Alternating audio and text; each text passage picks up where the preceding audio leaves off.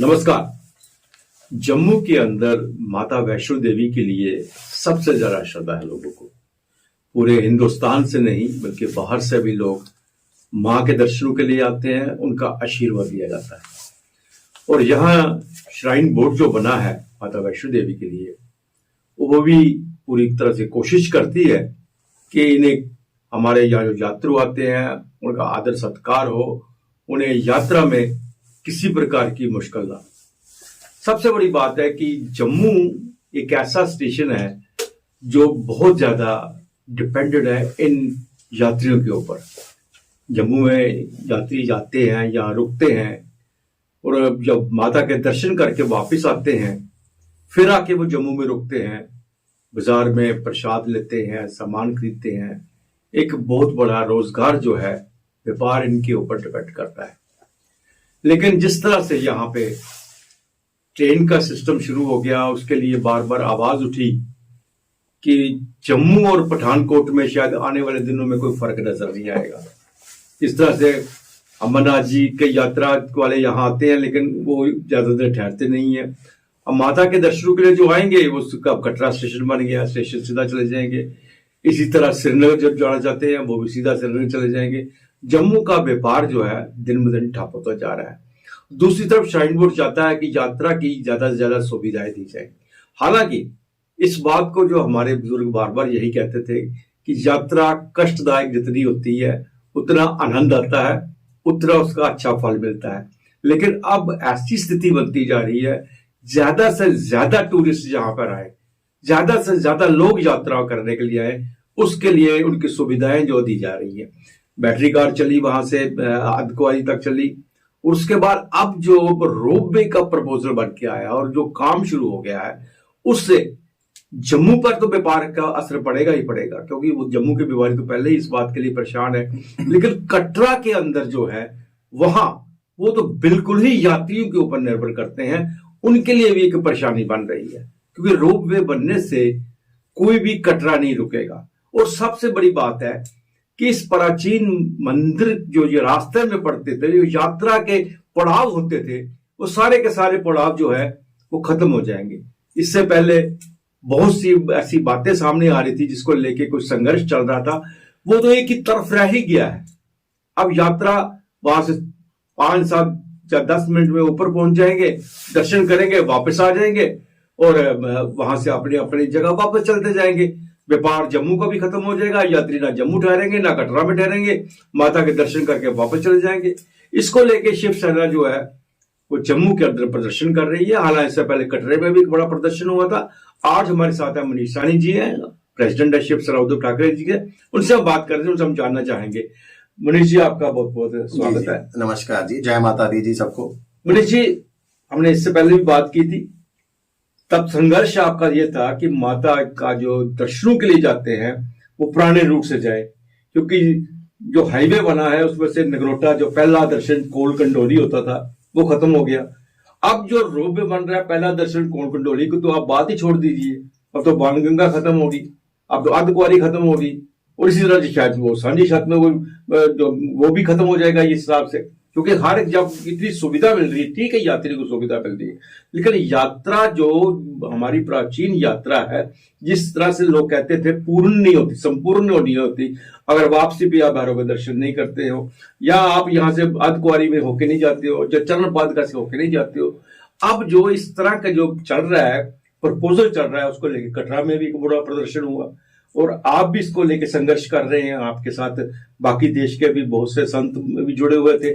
क्या कारण है ये सब की चीज क्यों हो रही है? ये देखिए, बिजनेस को अलग छोड़ते हैं। अभी मैं तो कह रहा हूं कि माता का दर्शनों का या यात्रा का जो मूल स्वरूप है ना, उसको पूरी तरह से तहस नहस किया जा रहा है। एक तरफ तो हमारे हिंदुओं के कुछ जो है वो ठेकेदार जो बने हुए हैं, अन्य धार्मिक स्थलों के नीचे से जो है वो मंदिरों को तलाश कर रहे हैं, और यहाँ पर जो है हमारा अपना जो माता वैष्णो देवी का विश्व प्रसिद्ध मंदिर है उसका स्वरूप तहस नहस करने के अंदर जुटे हुए हैं, और कोई आवाज कहीं से बुलंद नहीं हो रही। हम व्यापार की भी बात नहीं करते। देखिए, कटरा का अगर व्यापार प्रभावित होगा तो कोई ज्यादा फर्क नहीं पड़ेगा, वो ताराकोट मार्ग पर जाकर जो है अपनी दुकानें सजा लेंगे। हो सकता है श्राइन बोर्ड उनको ताराकोट मार्ग पर जो है दुकानें अलॉट कर दे। आपके व्यूवर्स को पहले बता दे कि ये जो रोपवे लग रहा है, देखिए शिवसेना या कोई भी जो इस तरह का प्रदर्शन कर रहे हैं रोपवे के अगेंस्ट जो है, इसके विरोध के अंदर, कोई भी हम में से विकास के खिलाफ नहीं है।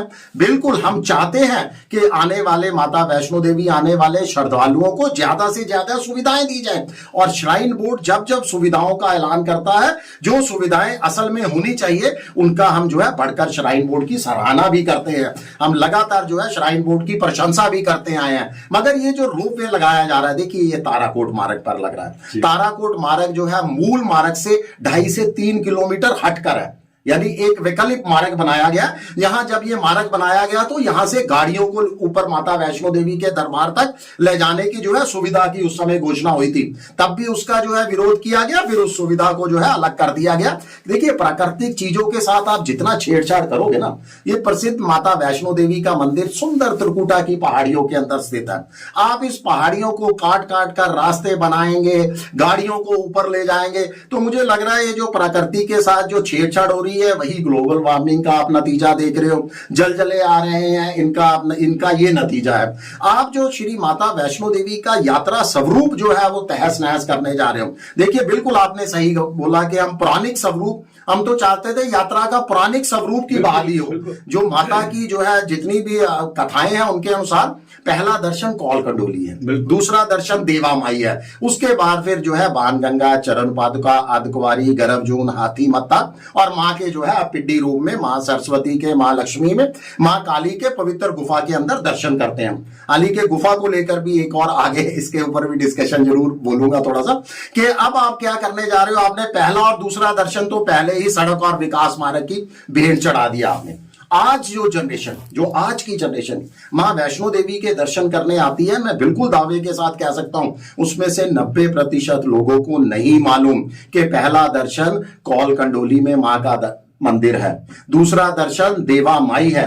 वो सीधा कटरा जाते हैं, ट्रेन से, रेलगाड़ी से या बसों से उतरते हैं, वहां से जो है आगे, हाँ अभी तक पवित्र बाणगंगा में जरूर वो जो है वहां पर दर्शन करते हुए आगे चरण पादुका के दर्शन करते हैं, अर्धकुंवारी के दर्शन करते हैं, करेंगे जो पद यात्रा से बिल्कुल, जो अभी तक तो रास्ता ही वही है। हाँ। मगर जो ये गंडोला की सेवा देने जा रहे हैं वो ताराकोट मार्ग पर है। ताराकोट मार्ग से ना तो बाणगंगा के दर्शन हो पाएंगे भक्तों को, ना ही वो जो चरण पादुका के दर्शन कर पाएंगे, और ना ही माँ के अर्धकुंवारी के गुफा के जो है अपना आशीर्वाद ले पाएंगे। यानी आप यात्रा का स्वरूप तहस नहस कर रहे हो। हमें इसके ऊपर सबसे ज्यादा ऐतराज है। मुझे लगता है ये कटरा का आंदोलन नहीं है या जम्मू कश्मीर का आंदोलन नहीं है, ये पूरे देश के सनातनियों को जागना होगा, क्योंकि हमारी विश्व प्रसिद्ध माता वैष्णो देवी यात्रा जो टॉप की 2-3 यात्राओं में से एक है, उनके स्वरूप को जो है उसके साथ छेड़छाड़ की जा रही है। उस स्वरूप को जो है हम नष्ट होने से तहस नहस नहीं करने दिया जाएगा। इसके लिए जो है हम लगातार आंदोलन कर रहे हैं। कटरा वाले भी हमारे साथ हैं, और अब हमें साधु संत समाज का भी जो है आशीर्वाद मिला है, उनका भी सहयोग मिला है। कटरा से श्री राजमाता आश्रम के जो है इनके लगभग 100 मंदिर हैं। वो राजगुरु जी राजेश्वरानंद जी महाराज भी हमारे बीच में थे लगातार, वो भी जो है आवाज बुलंद कर रहे हैं। उनका वादा है कि दिल्ली के अंदर जाकर भी वो लोगों को, संत समाज को इसको लेकर जो है आवाज बुलंद करने का आग्रह करेंगे। मुझे लगता है कि जिसको ये बताया जा रहा है कि यात्रा स्वरूप के साथ जो है वो श्राइन बोर्ड छेड़छाड़ कर रहा है, तो मुझे लगता है वो तमाम लोग जो है इसके अगेंस्ट जो है वो खड़े होंगे। सर साहब, एक आपने बहुत अच्छी बात कही है कि एक तरफ धर्म के जो ठेकेदार हैं मंदिरों को मस्जिदों के नीचे से देख रहे हैं, वहां से निकाल रहे हैं, शिवलिंग यहाँ पे है, वहां पे है, जो हमारे मंदिर है बिल्कुल उन्हें खत्म किया। ये बहुत बड़ी बात है। मतलब किस तरह की ये यात्रा होनी चाहिए। अगर ये रोप वे लगता है, या तो इनको होता कि वन वे होता, यहाँ से यात्रा आपकी जो सारे मंदिरों के दर्शनों करते होते वो वहां पहुंचती। हालांकि जो चौपर से जा रहे हैं वो भी सीधा सारी छत पे जा रहे हैं, वो भी नहीं कर पा रहे दर्शन, लेकिन वो बड़े लिमिटेड होते हैं जाने वाले। जब आपने रोपवे खोल दिया तो वो तो फिर तो हर 5 मिनट में 7 मिनट में आप वहां पे भवन में पहुंच जाओगे, तो तुम पैदल जाना को पसंद ही नहीं करेगा। वैसे भी आजकल पैदल चलना लोग पसंद ही नहीं करते हैं। लेकिन आपके मतलब क्या चाहते हैं कि इस यात्रा का स्वरूप भी बना रहे और लोगों को फैसिलिटीज भी मिलती रहे। देखिए, बहुत बेहतर इसका हल हो सकता है अगर प्रशासन चाहे, श्राइन बोर्ड चाहे, तो मुझे लगता है वहां के तमाम व्यापार मंडलों के साथ, संगठनों के साथ, हिंदू संगठनों के साथ एक साथ बैठकर बातचीत करें। हम इसका हल देने के लिए तैयार हैं और मैं विश्वास के साथ कह सकता हूं जो हल हम लोग देंगे, हम वो कटरा के बाजार वालों से, व्यापार मंडल से भी जो है उनके साथ विचार विमर्श कर चुके हैं, उनको भी ये हल मंजूर है। मगर श्राइन बोर्ड अपने वो अड़ियल रवैये से यात्रा स्वरूप को तहस नहस करने के रवैये को तो पहले त्याग कर जो है बातचीत का एक करे। 15 दिन का समय ले लिया श्राइन बोर्ड ने। श्राइन बोर्ड ने कहा कि 15 दिन में हम जो है आपको पूरा अपना तय करके बताएंगे कि उन्होंने भी स्ट्राइक जो है वो कॉल ऑफ कर दी। ये 15 दिन पहली तारीख को खत्म हो रहे हैं, आज 29-30 तारीख है। तो इस 10-12 दिनों के दौरान भी कोई डिस्कशन नहीं की गई किसी के साथ भी। किसी हिंदू संगठन को नहीं बुलाया गया, व्यापारी संगठन को नहीं, जो प्रभावित हो रहे हैं पिट्ठू घोड़े वालों को, किसी के साथ कोई बातचीत नहीं कर रहा श्राइन बोर्ड। तो 15 दिन के बाद श्राइन बोर्ड क्या बताएगा, किस तरह के जो है प्रस्ताव लेकर इनके सामने आएगा, विचार विमर्श करके। देखिए, ये 2023 को भी हमने इसको लेकर जो है आंदोलन किया था। वो उस समय जो है हमने ज्ञापन भी दिया था और यही सीईओ थे अंशुमान गर्ग जी, इन्हीं को जो है ज्ञापन दिया गया था। माननीय उपराज्यपाल भी यही थे, मनोज सिन्हा जी जो श्राइन बोर्ड के चेयरमैन भी हैं। उस समय ज्ञापन देने के बाद ये इसका जो है परियोजना को कुछ समय के लिए इस पर विराम लगा दिया गया था, मगर वो पूर्ण विराम नहीं था, क्योंकि ये दोबारा जो है वो 2024 में इन्होंने फिर जो है वो शुरू कर दी। इसका बहुत बढ़िया और बहुत बेहतर हल हो सकता है। देखिए, ना तो किसी तरह के व्यापार प्रभावित होगा, ना ही हमारा यात्रा का स्वरूप गड़बड़ाएगा। आप इसको चरण पादुका के बाहर, चरण पादुका के आगे, इसी मार्ग पर चरण पादुका के बाद आप रोपवे परियोजना लगाइए। पहला पड़ाव उसका जो है श्री माता अर्धकुंवारी रखिए, उसके बाद भवन तक आप लेके जाइए। मुझे नहीं लगता कि इसमें बहुत आसान सा तरीका, किसी को किसी तरह का ऐतराज होगा, ना तो व्यापार प्रभावित होगा, ना ही किसी तरह की हमारी यात्रा का जो है वो स्वरूप बिगड़ेगा। आप जितने भी भगत आएंगे वो पवित्र बाणगंगा के भी दर्शन करेंगे, चरण पादुका के दर्शन करेंगे। उसके बाद आप रोपवे परियोजना का जो है श्रद्धालुओं को फायदा दीजिए और पहला पड़ाव जरूर रखिए अर्धकुंवारी, ताकि जो लोग अर्धकुंवारी के दर्शन करते हैं वो अर्धकुंवारी उतर जाएं, तो आपकी जो है रोपवे आगे चला जाए, उसका जो है केबल कार, उसके बाद आते समय दर्शनों के बाद वो कंटिन्यू जो है उनकी टिकट उनके पास होगी, वो आगे के दर्शन करेंगे। जो आप ये 250, अदरवाइज तो देखिए जरूरत नहीं है। माँ के कथाओं के अंदर कहा गया है, आपने भी शुरू में कहा कि जो माता ने कहा है कि जो ये 14 किलोमीटर की चढ़ाई चढ़कर मेरे दरबार के अंदर माथा टेकने आएगा, वो मेरे भरपूर आशीर्वाद का हकदार होगा। बिल्कुल सही कहा। तो लोग तो लेट कर जाते हैं, लोग तो मन्नत मांगते हैं, लेट लेट कर जो है माँ के दरबार ये 14 किलोमीटर की चढ़ाई चढ़ते हैं, नंगे पांव जाते हैं। हम लोग हर साल पिछले 40 सालों से जो है माँ की जोत, तमाम पंडित लोग जो है वो नंगे पांव वहां पर मूल रास्ते से लेकर जाते हैं। तो ये सुविधाएं कहां चाहिए? सुविधाएं आपको चाहिए पिकनिक स्पॉट्स पर।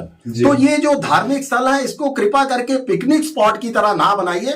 हम लोग भी देखिए, कई बार मैं भी सच बताऊंगा आपको, मैं भी कई बार हेलीकॉप्टर की सेवा लेकर जो है माँ के दर्शन करने गया हूं, मगर आकर जरूर हमने ये हमेशा डिस्कस किया कि वो जो 1-2 मिनट में आप माँ के दरबार में पहुंच जाते हैं, एक बार भी मुंह से जयकारा नहीं निकलता। तो जब तक आपके मुंह से जयकारा ना निकले, आप माँ के ये तमाम चीजें आस्था के साथ जुड़ी हुई है।